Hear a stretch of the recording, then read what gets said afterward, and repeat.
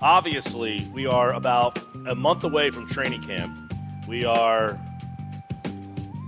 closing in on the start of football season with so much uncertainty as the coronavirus cases continue to go up.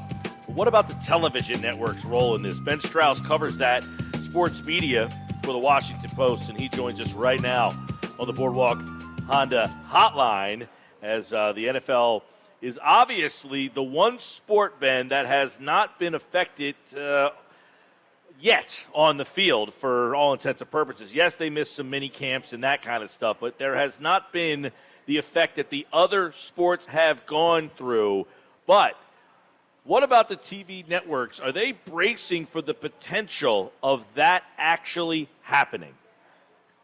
I think it's the scariest thing going through these networks right now. I think that, as you sit here today, there's optimism that they're going to play. I think, if you asked just about everybody, is the NFL going to play? The answer is yes. But, given that we're sitting here on, what is this, July 2nd, and we don't have a whole lot of certainty, this is the scariest thing out there. This is, the beginning of, conversations of, oh boy, starting to creep in just because you don't know for sure anything right now. Yeah, and I know that over the years we've talked about how powerful the television networks. It's not these sports executives that are the most powerful people in sports. It's the TV networks. So is there a thought that they are getting pressure from the TV networks because there's been so much uncertainty about how to handle the coronavirus? It's almost like you're on your own. Figure it out for yourself. Could the TV networks apply pressure to the NFL to say, look, we can't lose you? I think the TV networks at all costs want the NFL to play. But you sort of talk about that power dynamic. I think the NFL, is king, and ultimately the NFL is going to get to make that call. And the more, the NFL also has these big contracts coming up, right? The 2021 and 2022, they're going to sign these new deals with all of these networks that desperately want to have the NFL back. They want more NFL. And so, you talk about the balance of power. It's all the NFL. Even if they don't play, it makes the league even more valuable to these networks, if they go a season without the NFL. So, think about, Fox, or think about CBS. How often do you turn on those networks if there's no NFL? Never.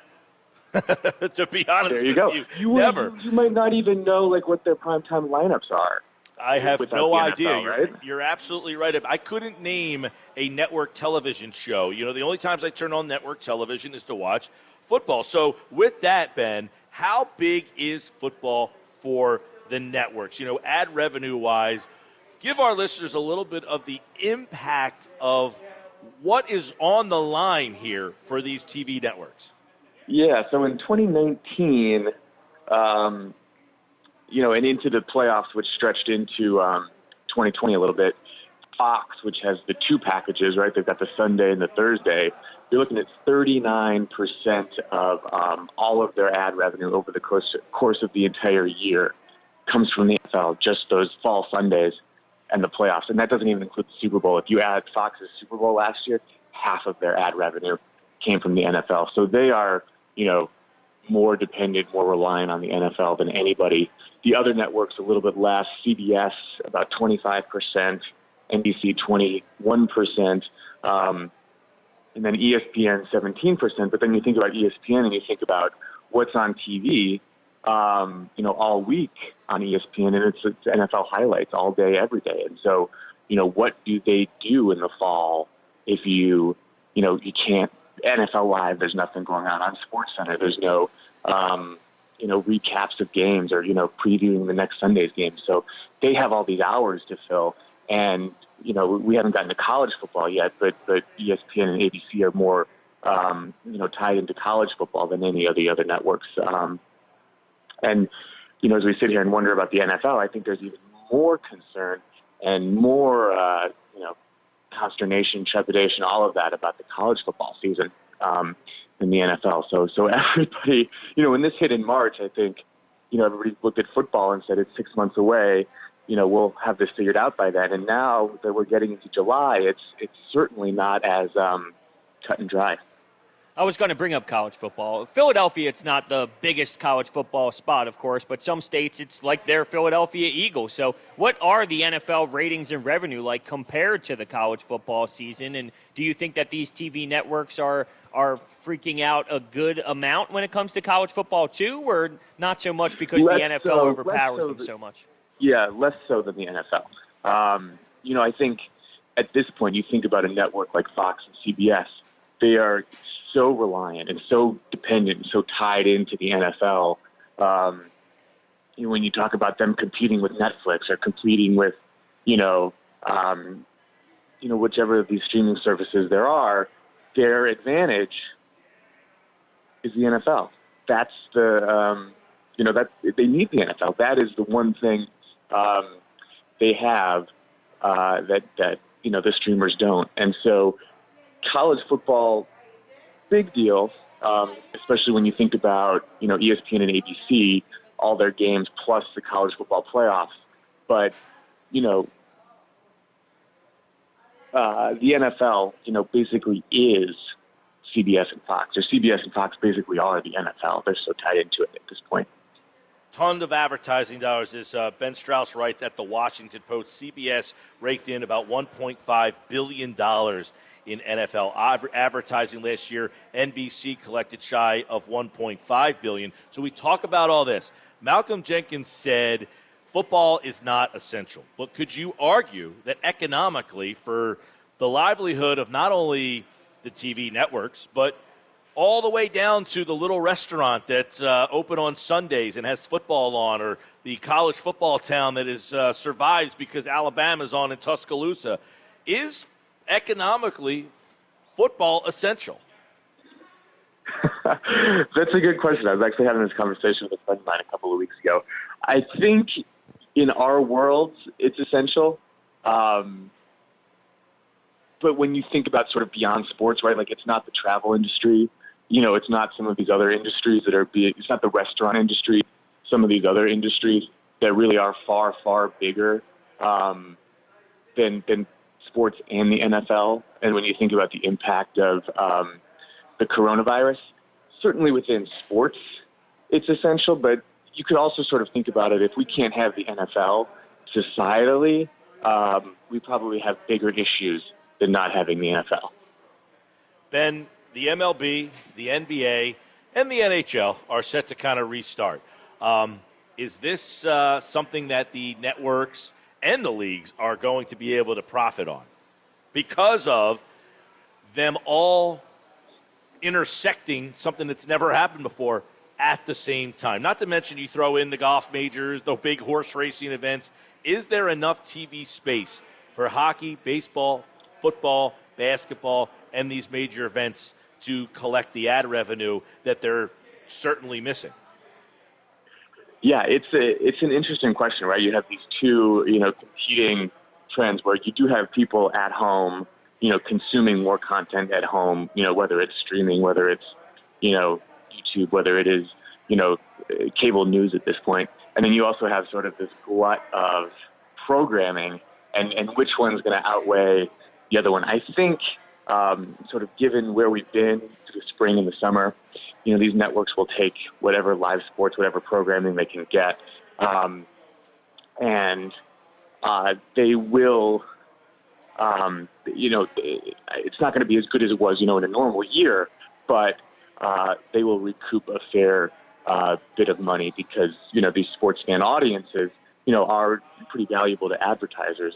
And if you can reach them and if you've got, content that people have, pent-up demand for, I think that they will do okay. Yeah, you would think that after no sports for so long, I mean, you're kind of seeing it right now with ESPN with the Korean Baseball League. Now, you don't know what they're not doing as great as probably it once did as soon as it first dropped and people were just excited to see live sports. But if there is no NFL season, how much pressure is on the networks then to get the other leagues to start up after that just to get something? I feel as if once something is back on these networks, it doesn't matter if it's as powerful as football or not, that it would draw attention for them to at least be able to get something in return? Oh yeah, I think you're right. If if they've got some sort of live sport or one of the big four sports, it counts as something. But if you've got baseball and basketball and hockey, I think most of these executives would tell you would rather have football than all three of those combined. Ben, so far, the small sample size we have, Ben Strauss, by the way, covers sports media for the Washington Post. He's joining us here on the Boardwalk Honda Hotline. What about golf, NASCAR, the sports that are back? Are we seeing an uptick? Is this something that the networks have been able to maybe recoup? I mean, just having golf on, is this how are they doing? Yeah, NASCAR has done pretty well for Fox, in particular. You've got days where their studio show is actually, one of the highest rated, daytime, programs on any of the sports networks. So NASCAR in particular has been, better, and it has been it's been certainly up since last year. I'm less sure about golf, but I think that there is, this belief that if you put something compelling on TV right now, think about if the NFL does come back, right? You do have people stuck at home more. You do have, less options out of the house. Like if the NFL were to play, I think you'd see record-setting ratings. I don't have as much confidence in the other leagues. The first NBA game back, I think will do really well. I'm not sure, what the staying power of the whole season is. But I think if the NFL comes back and they play, I think you're going to see record-setting ratings, no question. Yeah, and I'm interested, how the networks feel about airing the games without the fans and how they think that will impact, I know, for instance, golf has had no fans. I don't know that there's a big impact there. NASCAR not having fans, I don't think that impacts the broadcast all that much. But a baseball game or a basketball game or a hockey arena empty, how that would impact, I mean, some of you see like a WWE not having anybody in the crowd. I think that affects their presentation big time, and I think their ratings have showed that. I wonder if the networks are concerned about not having fans affecting the ratings, or the big sports will just draw no matter what because we miss it so much. Yeah, I think you're going to see fake crowd noise. I think most people have come out and said they're going to do some version of that. And I'll be honest, I've watched some of the Bundesliga on Fox, and I think they've done a pretty good job with the crowd noise. I think it sounds pretty good. They raise the level, when exciting things happen, they lower it. It's not perfect, but I think that the networks are savvy enough and technically, advanced enough to put together a pretty good presentation. The same thing with the Korean baseball league. They haven't had fans, but it sounds pretty good. And so I would have a lot of confidence that all of these networks will, from a production standpoint, put together a pretty good product. And, most fans are probably not going to be driven off by, the no fans or sort of, the weirdness of what it looks like. Because I think it's going to sound okay on TV. Ben Strauss, sports media reporter, Washington Post, and, of course, everybody waiting for when sports returns at the end of this month. We'll see if they all kick off. Ben, we enjoy your work, man, and we appreciate you being a part of the show.